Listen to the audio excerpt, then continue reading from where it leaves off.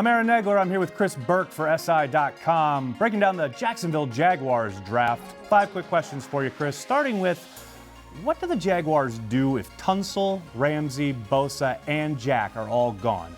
That's the nightmare scenario for them, I think. No one wants to come up and they can't get one of those top 3 defensive guys that you mentioned. Do they go best player available at that point? Because you could make the argument that then it's Ezekiel Elliott. They already have Chris Ivory. They drafted TJ Yeldon. They don't need another running back, but if you don't get one of those 3 defenders and you really are going by the best player there, you've got to at least consider him.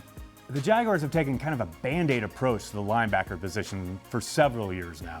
Do they need to come out of this draft with a legit starter at the linebacker position? I think what they really need is a coverage type guy, someone who can step in on third downs, on passing downs. You don't necessarily need someone like Myles Jack. They'd love to have Myles Jack, I'm sure, but you could look later and get someone who could help you on second, third downs like Sua Cravens or even Travis Feeney from Washington. The interior of this offensive line still needs help. Who are a couple second-day guys who could possibly step in and compete for a starting job in camp? Well, if Ryan Kelly slips that far, the center from Alabama, I think you've got to take a look at him in round 2 because he's a legitimate round 1 caliber player.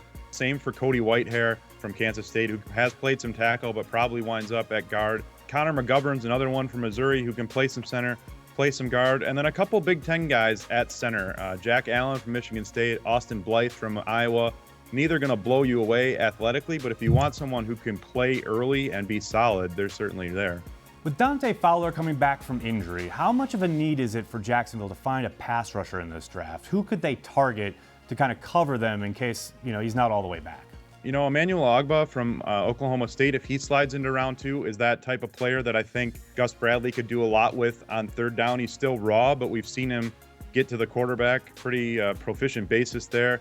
The sleeper for me is Eric Stryker from Oklahoma. Very productive as a pass rusher in college, way undersized for the NFL. But again, Gus Bradley's shown that he can get creative, so maybe he's a name to think about. Now, this is a team that took Blake Bortles 3rd overall just a few years ago. He's the established starter, obviously. But might the team look for a developmental player at quarterback in the later rounds?